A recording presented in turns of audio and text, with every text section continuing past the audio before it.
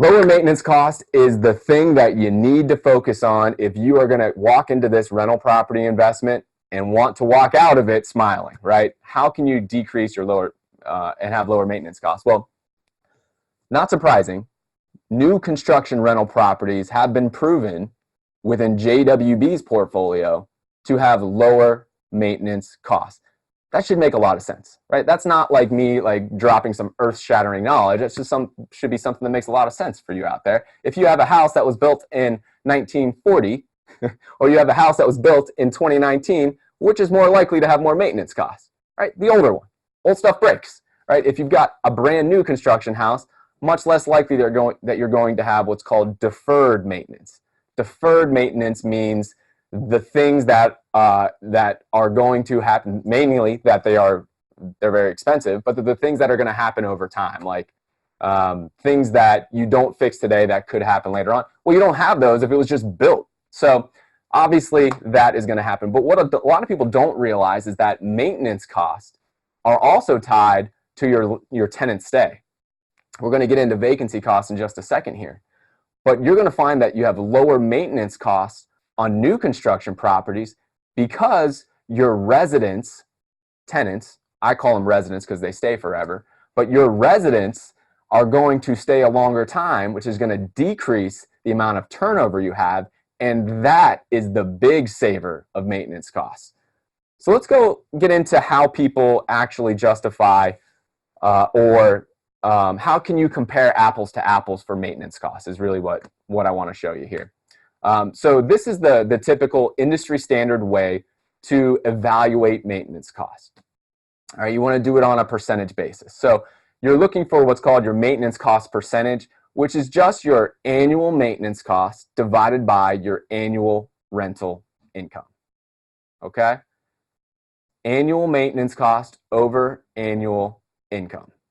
Okay? So easy numbers. If you had $1,000 of maintenance cost over $10,000 of rental income, you've got 10% maintenance cost. Okay? Well, the industry standard for maintenance cost is 7%. So if you're evaluating your own rental portfolio, or if you're considering other rental properties to invest in, what you typically will get thrown at you is this maintenance percentage of 7%. I'm here to share a dirty little secret with you. Even though many people use this industry standard, I haven't found another company out there that actually tracks their maintenance cost on their own historical performance. So this is an industry standard. I don't know where it came from, but one word to the wise is when you are thinking about making a decision to invest, go and actually ask them the data to support whatever their maintenance cost percentage is. But lest I digress. Okay, maintenance cost, typical industry standard is 7%. Many times, much higher. What we have seen in our portfolio, and this is real data from 473 turnkey properties that are new construction that we have sold, that we have tracked all of the maintenance costs all the way back to 2011, right? Our maintenance cost is 4%. So what you're seeing is because you have brand new stuff that goes in and tenants are staying longer. Oh, and I also forgot to mention that you have warranty.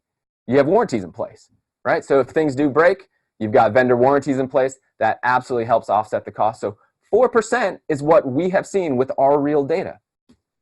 So what does that mean to you as an investor? Assuming that you've got rents of $13,800 for the year, okay? Quick math there, that's an $1,150 rent per month, annualize it. That means the difference between 7% and 4% is about $414 of additional cash flow every year in your pocket. At times like this, where cash flows and rates of return on cash flow are getting harder and harder to come by, that may mean the difference between positive cash flow for you and negative cash flow for you. So a very big deal there.